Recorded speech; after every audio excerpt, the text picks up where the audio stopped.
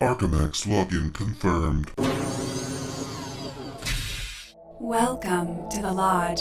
You've accessed the Lodgecast experience. Warning, warning, dangerous spoilers ahead. Enjoy. Hello and welcome to the Lodgecast hotline. Brother Bishki here to tell you some of the hot upcoming movies we're going to be reviewing. If you see any of these movies and you have opinions about them, then please leave a voicemail at the phone number 1-877-565-1466, where you can call in your brief movie review and possibly be included in an episode. Don't forget to give us your bone count. Here are some of the hottest upcoming movies the Lodgecast will be reviewing. The Woman in the Window, rated R. Nobody, starring Bob Odenkirk, rated R. Mortal Kombat, rated R. Once again, that Lodgecast hotline number is 1-877-565-1466. Call toll free today. Love and light. Hi, it's Stacey Dash, the star of Clueless and Roe v. Wade. Congrats to the Lodgecast on over 100 four-bone episodes. Now, buckle up and brace yourselves for a historic, epic, monumental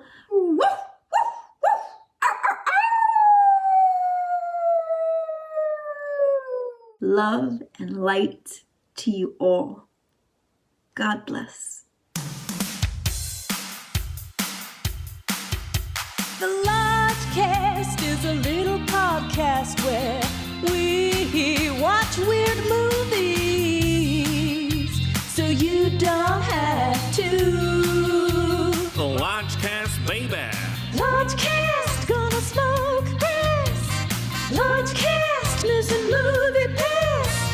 Lodgecast, We're gonna watch some crap. Lodgecast, And then the Lodge Master chats. With Lucas and Bishki. Episode 101, Roe v. Wade. Oh my God, what have we gotten ourselves into this time? Hello and welcome to another episode of the Lodgecast. I'm your Lodge Master. With me as always is Brother Bishki. Good morning, Your Honor. Brother Lucas. Unhappy to be here, folks. I don't know how you made it through this one, but I'm happy to see you, sweet, sweet boy. And back. After our last faith-based adventure, the completely fearless Sister ECR, welcome back. We'll never go back. You're like a weathered soldier. I mean, you did the David A.R. White, John Wick knockoff. Is that right? Yeah, Yes. Beckman. Yeah. I unfortunately missed that episode, but I listened to it and you were an amazing guest. So I'm very excited for you to be with us tonight on this very momentous follow-up. Spiritual follow-up.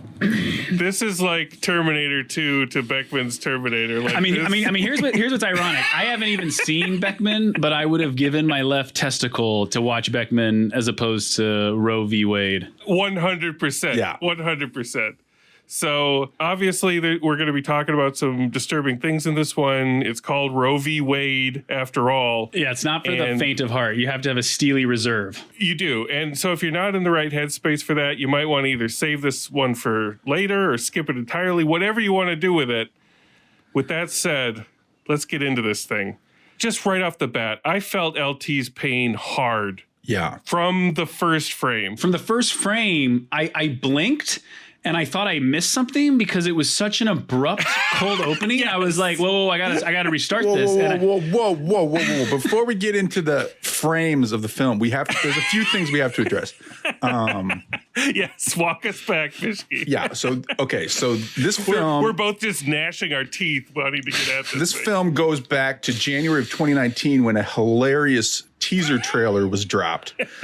And I've been keeping on tabs on the movie ever since, and it's been there's been nothing. It's just been dead silent for years. ECR, was it on your radar too, or was this just a personal obsession we were going through? Oh, it just so happens Brother Bishki knows my what would be my obsession.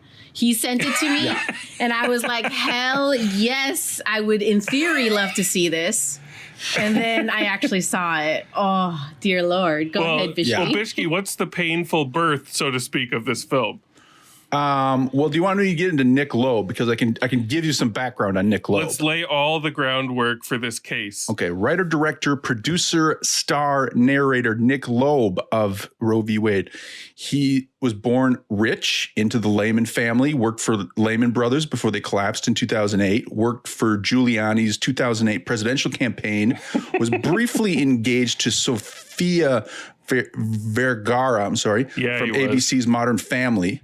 They created frozen embryos for potential in vitro fertilization. The reason I mention this is a key point. ECR is shocked. She doesn't know about this. He's that Nick Loeb. He's that one. He's that Nick Loeb. Oh, my goodness. Go ahead. Here it goes. They broke up in 2014. In April of 2015, Nick Loeb published a New York Times op-ed entitled "Our Frozen Embryos Have a Right to Live," urging Sofia Vergara to give up the embryos.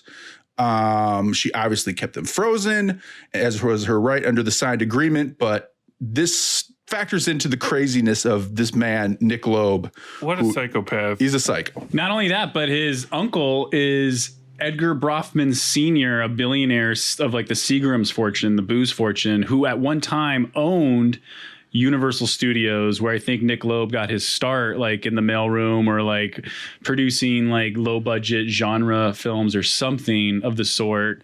So he's connected. Like he's not very connected. Yeah. He is not a nobody. He is like a double heir. Like he's so connected. It's like if Steve Mnuchin had like a handsome son that like, was into showbiz. So yeah, Nick Loeb had a dream. He had a dream to make this movie. They set out to do it in Louisiana, and it so happens that a large portion of the crew, and I assume some of the cast, didn't know what they were getting into with this. They didn't know that this was a staunchly pro-life production. Yeah. And some of the crew just walked. They were like, listen, this is bullshit. What are you doing here? Yeah. And there was problems with payroll. They got shut down a couple times. It sounded like a nightmare to try to make this thing, as it should be. Yeah.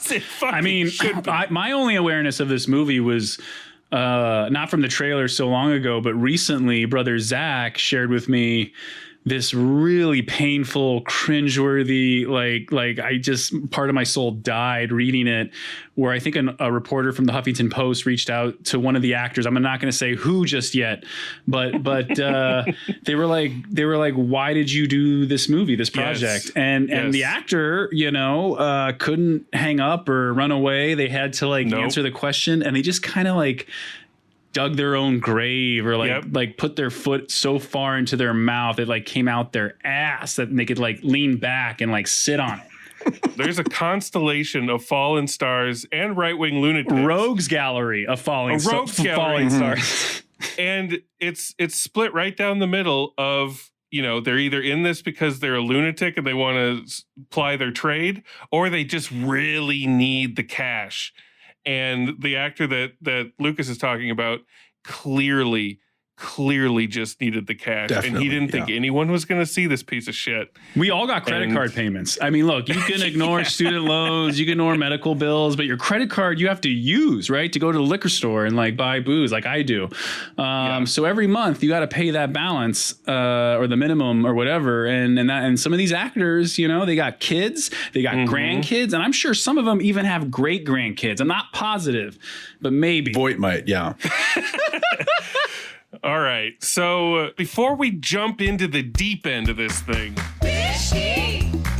What's that shot? From a Rotten Tomatoes, Dr. Bernard Nathanson and Dr. Mildred Jefferson square off in a Supreme Court battle that leads to a controversial verdict on abortion, period. I don't know. Wow. That doesn't have anything to do. That log line almost sounds scared. They're scared to really tell you too much because they might lose you. Where are you going? Wait, come back. I'm not done. Yeah. Sister ECR, set the scene. How were you feeling going into this? Did you excitedly press play, or were you scared? Were you drunk? What was going on with you? Where was your headspace? My plan was not to watch it in 20 parts, but there was just no choice. I rewound it so many times because I was like, what? Did they say anything of consequence right there? Were they just trading quotes for no reason? Yeah. And then even what Bishki read right there, I was waiting for the case. And there was just this like, lazy. They think they're doing The Big Short, but it's more like a cheap How I Met Your Mother narration. Unaware. We gotta talk a little bit more about Nick Loeb. Actually, a bit more, because he's the first face you see. He plays the main character, Dr. Nathanson, and he narrates this thing.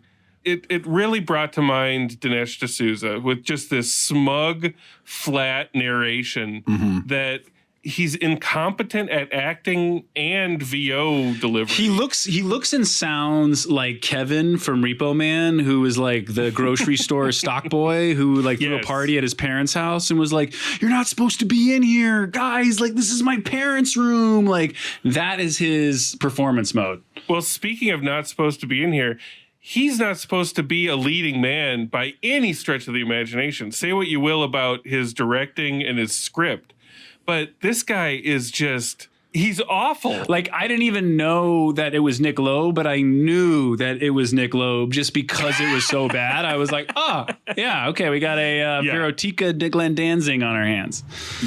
Who knew he was supposed to be the bad guy? No one's ever heard of this doctor. No, we don't know. There's no setup. I'm walking into it blind thinking, there's literally no setup. It just starts. The movie just starts. Yeah, he's a doctor. And then you're on the bad side, but you're on this like conspiracy side. And set it up. Why isn't this guy good at setting it up? He's had his whole life and his whole world like lead up to this moment. He's supposed to be like Louise Linton, but he's not. He's actually like also not good at anything in a way more pedestrian way. Like, there's no story.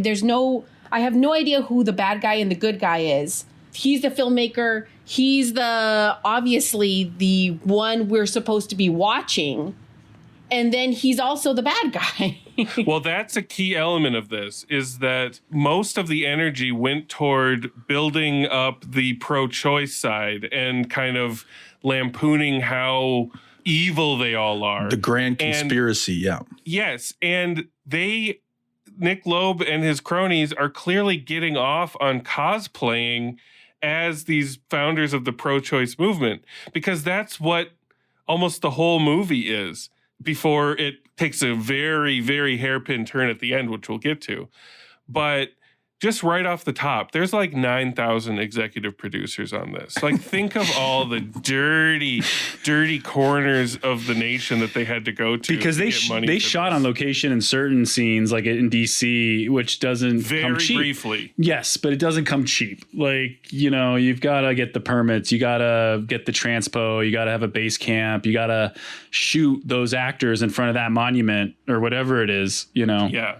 And speaking of which, the scenes that they do, I should say the shots that they do in front of the monuments in DC, they clearly only got one take or had time for one take, because there are flubbed lines that just play. They just play on through. It kind of makes me think they stole some of them. I don't think they got permits for everything. I don't think they did either. It's just, Jon Voight's just walking out into the frame. He just happens to be there. I'm sure he lurks around there anyway, in his free time. So he's probably a normal But what we're all saying is that this was definitely student feature certified. Ooh, student feature certified. I have to tell you, the Lodge Mistress was watching with me, and she's like, "This isn't even student feature certified. This is middle school student feature certified." That is actually true. That is fair. I will agree with that. I co-sign that. Yeah. So I mentioned Dinesh. It definitely feels like a Dinesh film, but the reenactments are longer. That's basically it. But he freeze frames the movie every 3 minutes to just give you some commentary. And you know what this is? This all stems from all the jabronis seeing The Wolf of Wall Street and being like, oh man, this movie's amazing. Like, I've got a freeze frame with voiceover too. And The Big Short, like ECR mentioned. Right. It's totally just cribbing that. I listened to a few interviews with him, and he was talking about The Big Short constantly and how his film is mirroring it. And he also talks about Oliver Stone's JFK. Like, it's like, but here's what's funny: is Oliver Stone's JFK. His physical production skills, his technique is so inept that the editing or sync is off. So sometimes there'd be a scene that would just freeze frame. And there would be like no VO, and I'd be like, "Oh, did my shit freeze? My internet out?" And then like the voiceover would kick in, and I'd be like, "Oh, it's okay. I just thought something happened that wasn't." A shocking amount of movies we cover on this podcast. There's a question as to whether or not our technology has frozen, but no, that's the movie. It's hilarious that we keep running into that. Yeah, and our first freeze frame is on the actor who did do that interview, Jamie Kennedy. Jamie Kennedy shows up as the founder of NARAL in a performance that can only be described as Jerry Lewis. My lady, my Glavin. Oh, like this lady. Oh my God, we're gonna make so much money. That's charitable. I was gonna say Jewish minstrel, and it is hard to look at, hard to hear, and literally fuck that guy. Yeah. Fuck that guy. Yeah, he knew what he was doing 100%. At one point, he actually says that he controls the media. We control the media. Oh, get real. We do. They write whatever we tell them. We tell them what to say. It's great. Like, yeah, he needed the money, obviously, and now his name is going to be shackled to this forever, and I hope it haunts him forever. Yeah. Great job, Jamie. Yeah, it's definitely like not a skeleton in your closet. It's like a skeleton on your coffee table. Like right when people walk in, you're like, damn. Yeah. Yeah, I hope it's a skeleton on his coffee table forever. His first big line, he just kind of looks to the heavens and says, I say we go for abortion on demand. and he says, we got to get the full enchilada. Oh, my God. But anyway, we smash cut from Jamie to Planned Parenthood founder Margaret Sanger in front of a burning cross at a KKK rally in 1926. Very Dinesh. Very Dinesh. Very didn't happen. But I mean, who's going to defend Margaret Sanger? Like, you're not. That doesn't matter. You know, they're just so dead set on telling you, well, this person agreed, you know, Charles Darwin. And they didn't say Charles Darwin, but I'm surprised they didn't. But what's fucked up is, so yeah, there's that scene, but then like later at the end of the movie, it's like he's like so insecure. He's like showing this bibliography. There's images of books, and it's like the Margaret Sanger KKK scene, page 109. Page 109 is when it happened, and you're like, and page 109 of what? It's like, what a huckster, you know? So you'll get that smug narration where you can't trust anything this guy says. He mispronounces words, like just on a technical level. Every time he said Supreme Court justices, I lost my mind. Like, it's the laziest narration you've ever heard, let alone the fact that all of this has a very tenuous connection to the truth. But thank God Kelsey Grammer's daughter, Greer Grammer, is on hand to play one of the lawyers representing. Oh, is that who she was? Oh. Was she the big poofy-haired one, or was she the... Wait, they both had poofy hair. Wig? The one with the long hair? The long hair, yeah. The dinner. They all had bad hair. Yeah. They all had bad makeup. They all had terrible they had this outfits. like 70s filter. That's it. That's all the work we're going to do for 70s. Like they had one car, like a few 70s cars, and they're like, that's it. That's our stage. I read a review that somebody wrote where they said the aesthetic can be described as, well, the 70s was sure orange, wasn't it? Yeah. And that's basically it. Yeah, they did not go above and beyond to like even the signs. Someone, they had these keep abortion legal signs. It's like, well, it wasn't legal. Like, why would you have this? Why not? There's no continuity person on. No. They all walked off. And then I think the continuity person probably walked off first because nothing really matches up in this. We get we get our big right-wing pundit debut with Stacey Dash. Yeah. She's here, and her. that really kicks off a rogues gallery of these right-wing pundits that are going to be just jumping around the corner like frights at a haunted house. Man, Stacey Dash's performance mode was like cyborg assassin from the future, here to terminate you. What was going on there? What was going on there? It felt like she was in a different movie. She was like in the erotic thriller version of the movie, you know, where she's about to like murder everybody. Like Illegal in Blue is her erotic thriller. Yeah. The body of evidence version of Roe v. Wade was definitely what she thought she was in. And she's supposed to be an actor. Like that's her supposed trade, you know? And she might be one of the worst actors in this. Yeah, no, she was like phoning, faxing it in. Like, I don't know where she was, but yeah, she was not present. I mean, this is barely a movie. It's like, it's one of those things where every character is clearly just an artless mouthpiece for whatever Nick Loeb's thinking, you know, like whatever he wants to put into this. It's either that or it's straight ripped from transcripts of parts of the trial that they just like move around. Mm-hmm. And it doesn't feel like a movie. I don't even know what it feels like. It's like the opposite of art. It's like JFK, like porn parody without porn. Like it's yeah, I was just thinking like if you're an actor, you really, you know, have no excuse to say yes to it if you need the money, because what you can do is go to conventions or go to like do cameos or like personalized messages or whatever and make money through your own website and do it that way, because trust me, it's not worth it. Like the juice is not worth the squeeze on this one. This is forever. I let out a woeful whoa when Joey Lawrence shows up, you guys. Oh, man. Yeah, Joey Lawrence. I was so excited to see all these Jeff people. Bezos Lawrence. He looks weird.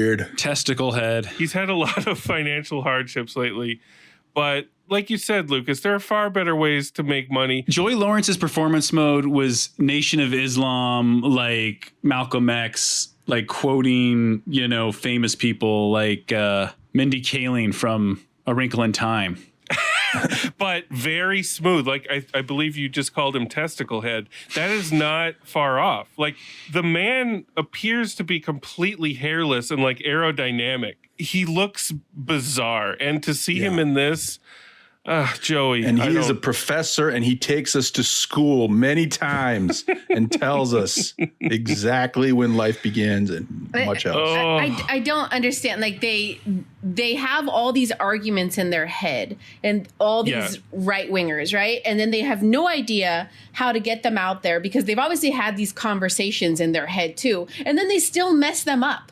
I was trying to watch it and I felt like I was, you know, when you're half watching a police procedural, so you can't keep up with all the names, but there was legit dialogue that was, here's a quote from this person, you know, Susan B. Anthony said this, therefore you shouldn't like abortion. Also, this other thing happened with the lawyer. There was no dialogue, like conclusion. I didn't understand anything that happened.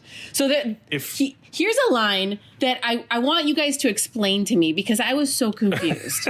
So Joey Lawrence and Joey Russo and Dion were talking to each other, and they were like so shocked that the other side came up with pro-choice. Joey Lawrence or Dion said, "Why didn't Jane Roe give up her baby for adoption?"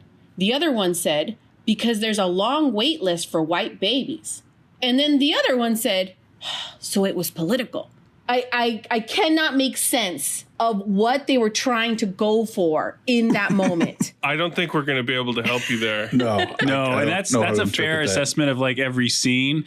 And I think the way you watched it was probably under the best ideal conditions and fits and starts, because it's so fragmented that like to try to watch it straight through would make you feel like you're going mad, like losing time or skipping through time or going back in time. Like it's a wrinkle in time. It's a wrinkle jingle. But we have to go through chronologically, and we enter with Loeb into the Crash Center for Reproductive and Sexual Health Center with this kooky jazz music playing. And one of the most vile scenes in the film, disgraced human being Milo Yiannopoulos shows up teaching a new abortion technique on how to do abortions faster. It's one of the most vile scenes of film history. Yeah. And not for the way that they want to portray vileness. No. It's portrayal. What they're doing.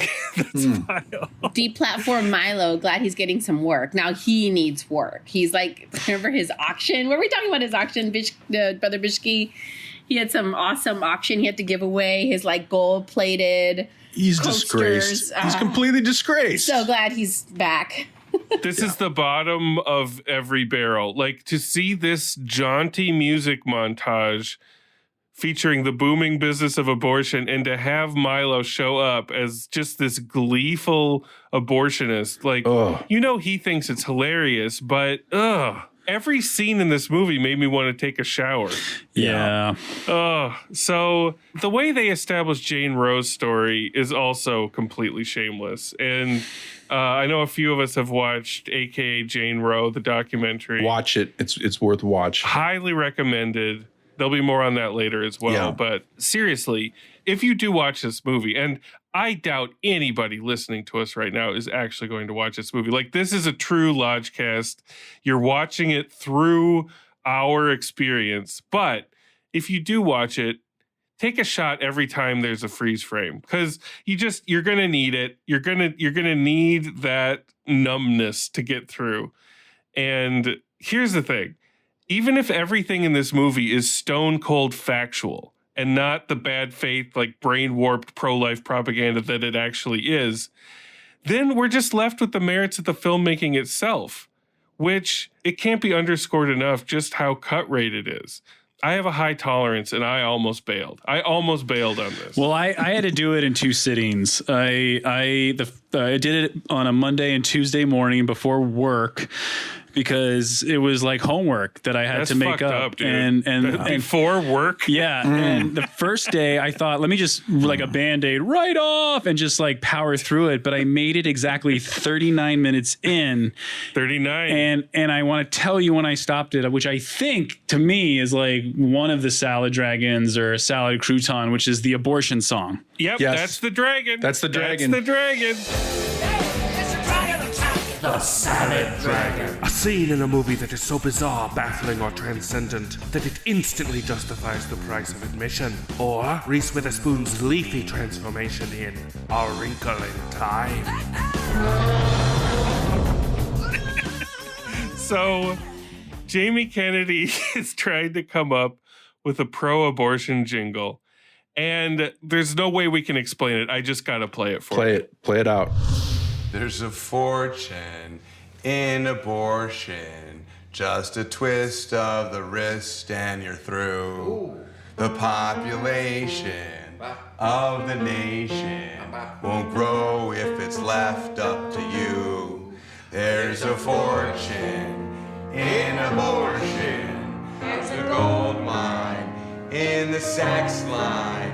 Only rabbits have those habits. There's a fortune in abortion. You never bother the future father. My freaking ears! Apart from the content of the lyrics, the song itself is just atrocious. I wanted to gouge my eardrums out with a number 2 pencil. Lucas, you were completely correct in turning it off at that point. Yeah. Like, I pulled the ripcord. I was like Patrick Swayze was like, "See you later," and I just adios, amigo. Well, here's the thing, though. Here's the thing. There's a crouton right after it.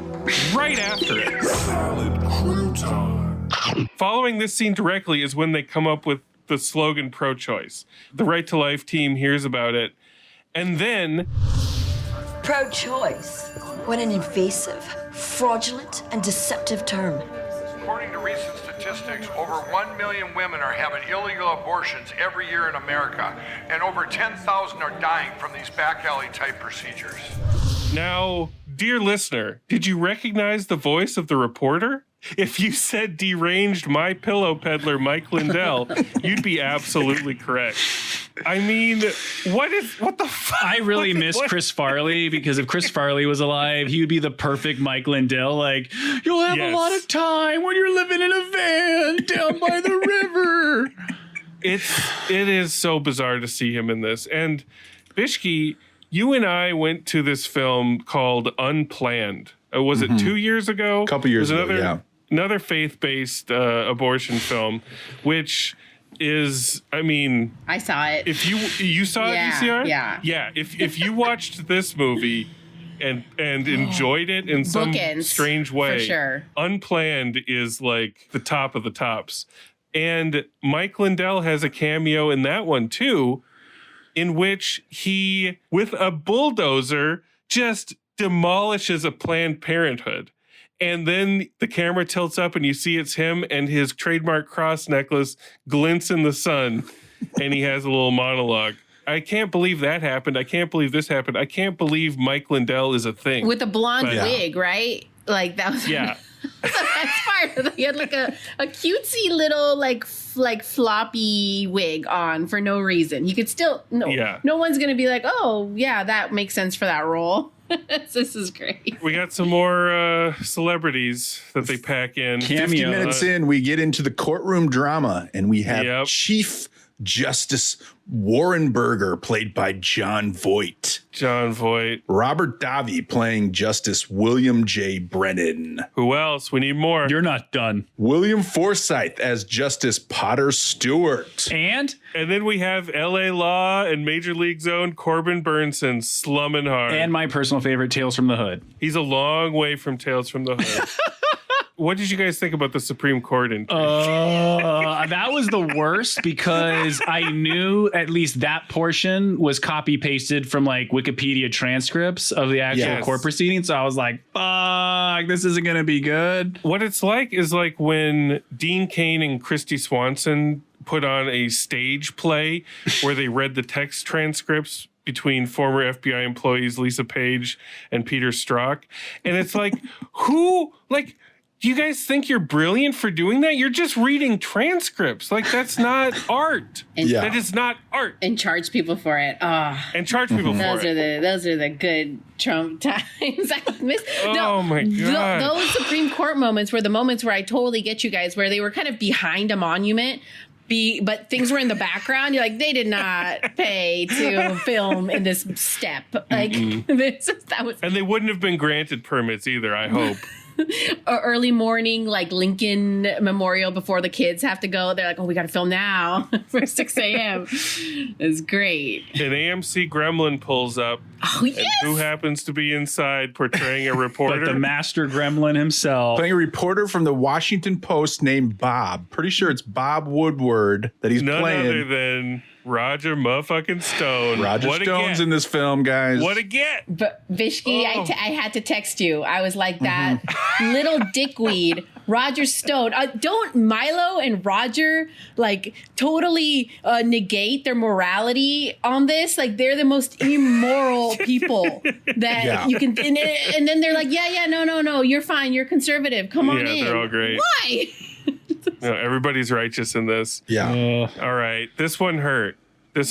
Yeah. Supreme Court Justice Lewis Powell comes onto the scene, and I regret to inform you that he is portrayed by none other than Steve Guttenberg. Shame on you, Gut. Shame on you, Guttenberg. He doesn't have as much screen time. Like Joey Lawrence, there's no excuse. Like and Jamie Kennedy, it's like you guys knew what you were doing. Gutenberg might have not known what he was doing because he was there for like 5 minutes and he was out. He had to know. Yeah. We see Justice Blackmun, Corbin Burnson, having dinner with his family. And as if we're not overflowing enough with slimy cameos, who pops up as his daughter? The one and only Tommy Lauren. AKA Tammy, AKA Tawny, whatever you want to do to mispronounce her name, that's what you got to do. But she's there at the dinner table, and my eyes were about to explode when she showed up. And that's late in the game, too. I'm like, what do you even do? Were you just happening by? Like, could you just smell, like, the depravity in the air and she just kind of floated in through the window. Like how did this all happen? They're all there. So this is when the big twist happens. So Nick Loeb is playing this doctor, Dr. Nathanson, and, you know, business is booming.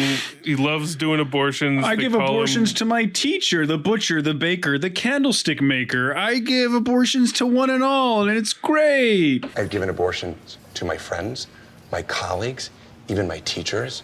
I've never had a shred of self-doubt, and I've never wavered. And then just out of nowhere, he has this embarrassing monologue in the church where he's yelling at God, and it leads directly into an even more embarrassing meltdown scene of him in an operating room where he's like leaning against the wall and like sliding down against the wall, like just crying.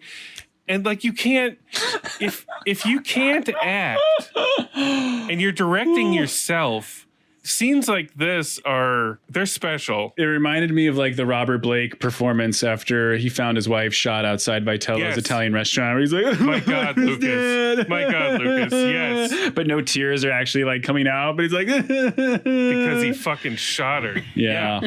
That's exactly what this is. And it's hard to look at, but like it's also pretty funny. And this late in the game twist where he suddenly denounces abortion, it just slams to like 12 years later title card, and he's a born again Christian or something. Catholic, like yeah. He was a big anti-abortion activist in the 80s. They spend like 2 minutes on that.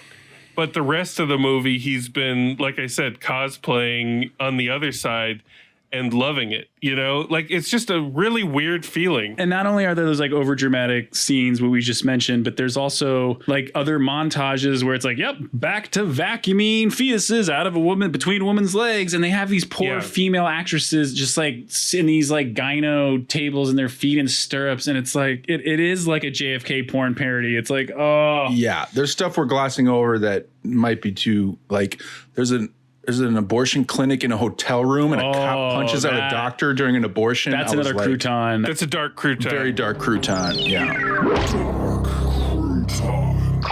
That's a like rye Ruby Tuesdays crouton. Yeah. So they throw some stats up on the screen along with a quote from Mother Teresa. Oh.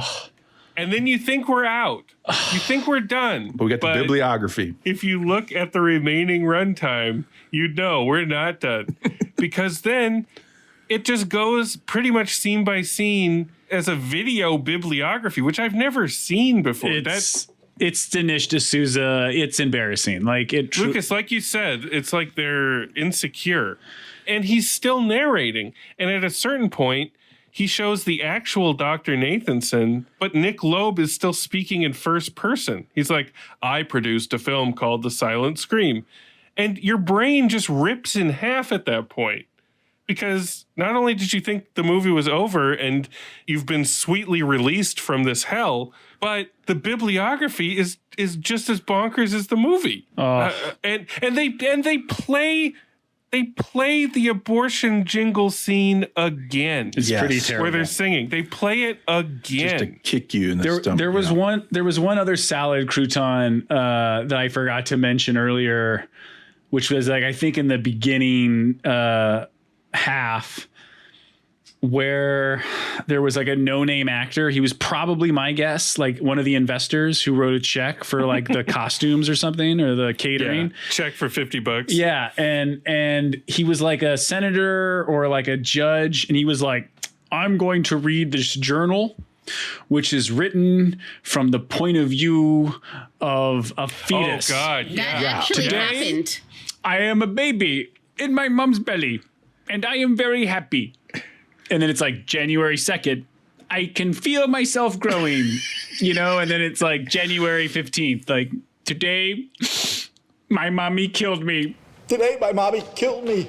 Yeah, that did actually happen. And speaking of other things that actually happened, the way that they handled Jane Roe at the end is baffling. And incorrect. They talk about her converting to Christianity and becoming pro-life. Although it has since come out in AKA Jane Roe that she was paid to convert and manipulated by the pro-life movement. Hundreds of thousands of dollars. And one of her main puppet masters admits to it on camera, as does she in her literal deathbed confession. Yeah. And the way that they handle it in this bibliography, they start with a reenactment of her appearing on Nightline, which is weird that they would even start to reenact it. And then they dissolve into the actual interview, which is just, it's insane. It's weird. It's bizarre. But they completely leave out conveniently the whole part about her being manipulated and her flip-flopping back to her original stance. So, of course they leave that out. Why would they cover that in the last seconds of the film? Yeah. Because then it abruptly cuts to the credits and Joey Lawrence gets top billing. Congrats, Joey. Congrats, Joey. Congrats. Yeah, I thought that was very telling. That means Nick Loeb grew up watching Blossom and had the same kind of reverence that I did, have for Mr. Lawrence. Because, I was surprised because it really feels more like Nick Loeb's movie or an ensemble. But Joey Lawrence gets all the choice quotes because it's not all the real dialogue. It's just Wikipedia, copy, paste, Mother Teresa, or you would have killed Beethoven. So you would have killed Beethoven. His Oscar scene. Congratulations, he's dead now. is Professor Joey Lawrence bringing a quote unquote riddle to his class about whether or not they would abort Beethoven because he was deaf. Way to go, guys. You nailed it. Clap yourselves on the back. It's the flip-flopping morality calls that really get me, because these people are never upset when people make money, but for some reason that abortion song freaked them out, that it should freak us out, right? Yeah. They're all against, oh no, we made up those numbers about back alley abortions, but here's scenes of how people did it in hotels, very unsanitary conditions. Okay. Then we'll use fetal pig carcasses in the buckets because they're not humanoid fetuses. Of the buckets bucket of babies, right? And the only time they ever sprung for any 70s police outfits. Then they're co-opting civil rights. You guys have no place to co-opt civil rights. They're dunking on themselves. It's Dinesh style dunking on themselves over and over again. And they don't even know it. They don't know it. Right. And then they're using science DNA to argue their point. It's definitely a human at conception. Do you believe that? Do you believe in science? In DNA chromosomes? The grand scheme of things, yeah. And then the co-opting civil rights was really well, that's where they are now. I mean, they've been there, right, for a while. Yeah. If you look at, Charlie Kirk's Turning Point, they'll have if you have to look at that, he'll definitely do here's our black caucus of black conservatives.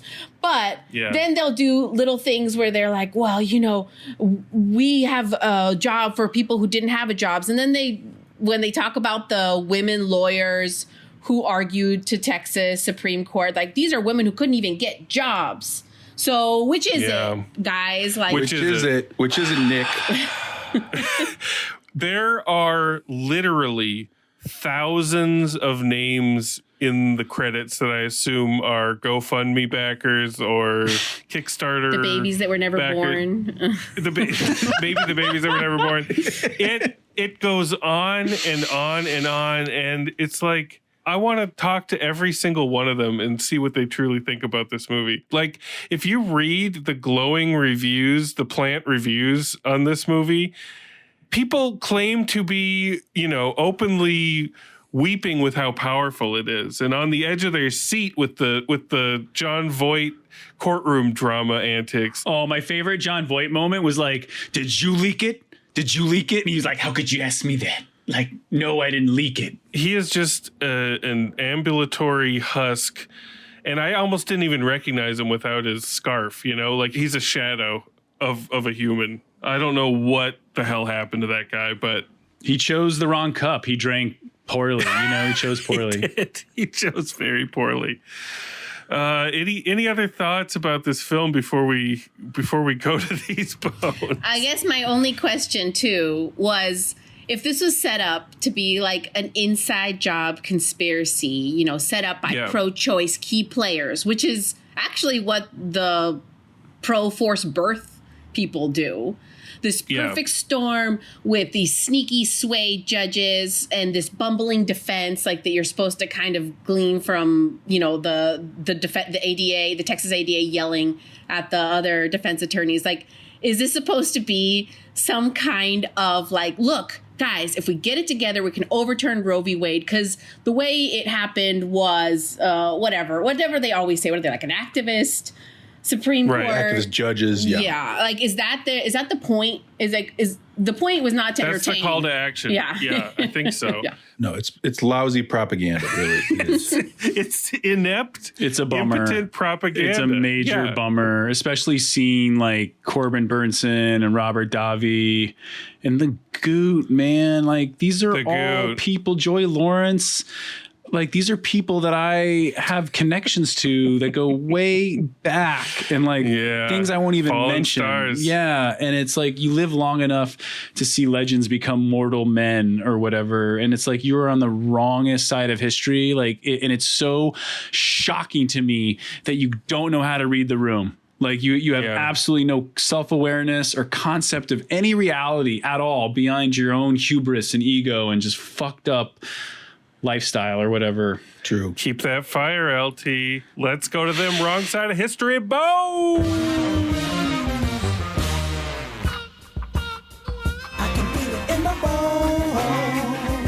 All right. LT, swing through. All right, our listeners know me well enough by now. Hi, Sister Emma. This is definitely and let me break down why. It's because what Brother Bishke mentioned at the very top of the episode. Like, this is JFK porn parody without the porn. Yes. And it's like, if you're not going to try and tell a legitimate, coherent story that adheres to some kind of format or rules to like make it accessible or understandable on some level, as opposed to just logorrhea, psychobabble, propaganda bullshit that like is some kind of porno for you, obviously, because you're in every scene and narrating. But for me, it's not getting me off. So like, I would rather watch porn than watch this. So this is a woof. This is a 0. Woof. And Lucas has a stress ball in his hand the entire episode, squeezing away. I love it. Sister ECR, say your piece. Oh my goodness. Well, like, I'm about to take some blown up pictures of prostate cancer to some abortion protest, because the bullshit part here is that they think they're psyching us out. But if any doctor described to you any procedure, we'd all be freaked out. It's gross. It's gross to open up the human body. And that is it's you know what's going to be used. It's low. Fine. I think it's Loeb. Yeah. He is the new Loeb. What's interesting here, I think, is they're appealing to this new demographic. This movie for the idiots of the world that think they're smart. They want someone who's of like average intelligence. I think I've heard this before, but have you guys ever heard that the people who are calling people up saying, I'm a American overseas, send me some money.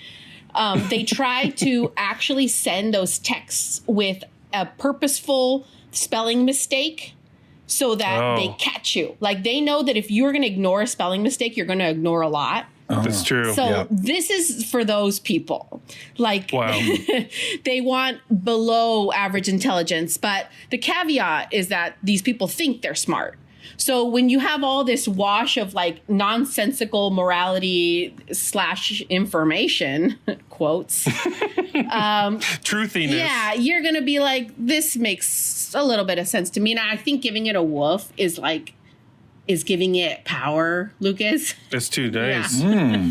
So I'm going to just half bone it for the Joey Russo and Dion trading anti-abortion quotes like Pogs, washed up 90s star power. It's bad, though, for sure. Don't watch it. Amazing. We dodged the Finn Wolfhard. I thought we were going for a Finn Wolfhard, but okay. Sorry. I had it pre-prescribed, but I love that. That's a Roger Ebert Memorial half bone. He would love to be part of taking away the power that the wolf would have given it. So congrats on that. I think that's the way to go. Yeah, because now if we don't woof hard this one, it has no historical value in the legacy of this podcast. It's nothing, which it should be. I mean, it's a bad conservative movie when the right-wing media is not even covering this. Like Fox News, there's no new interviews with Nick Loeb. Nobody's He's actually, according to a podcast I listened to today, reaching out to random podcasters to try to review it.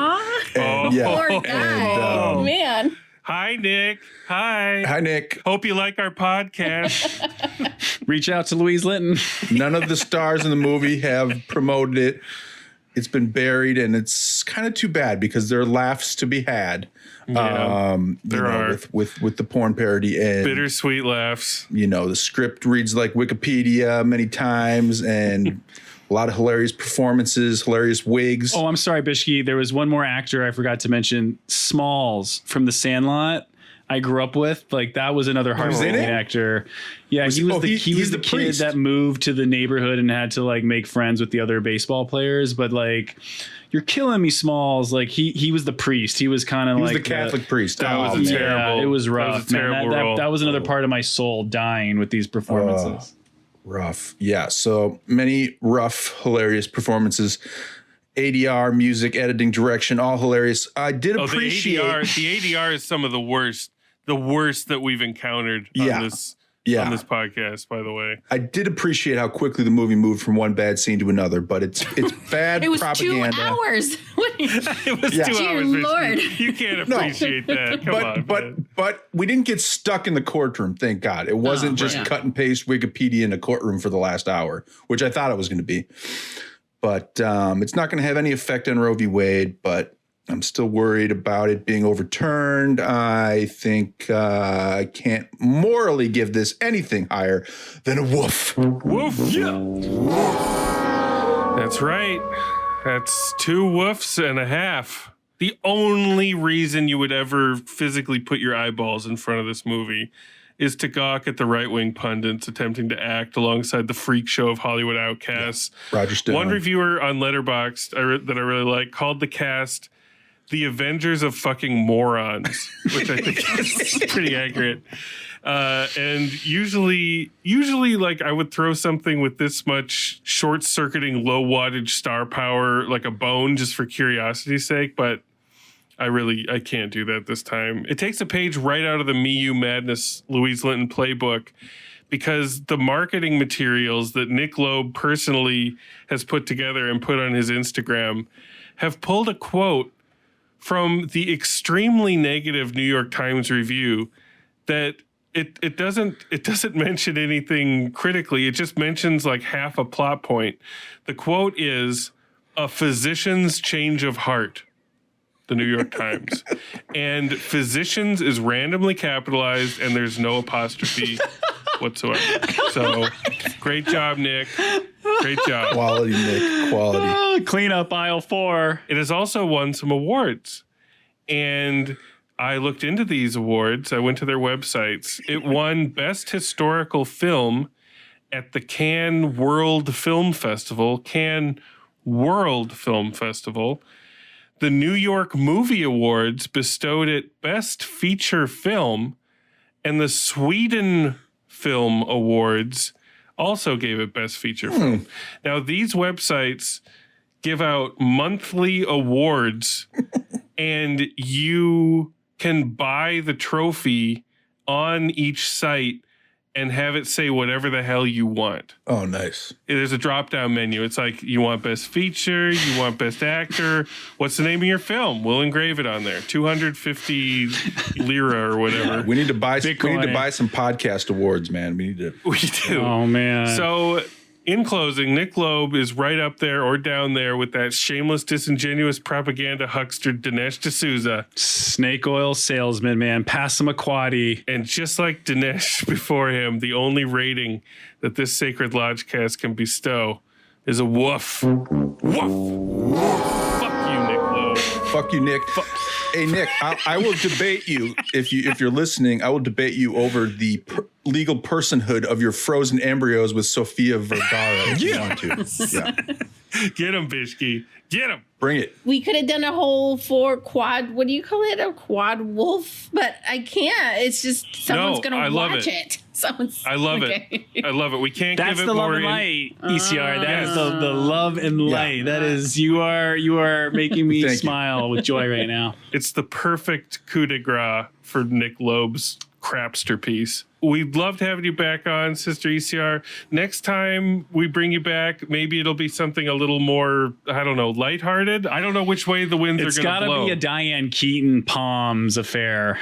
No, I mean, whatever ECR wants, like whatever you want. The Christian movies are great to me. I need that. Horror movies too, but same coin, same two sides of the same coin. We got to have you and Sister Emily on to double team a Christian romantic comedy or something. Or a that Lifetime, would be, a Lodgecast of a Lifetime. Yes, that would be a dream team for me. Like, we'll make it happen. Thank you. We survived, y'all. Oh my God. Court's adjourned. Dismissed. Court is so adjourned. So dismissed. Love and light to everybody who made it through this episode. Oh man. Joey Russo.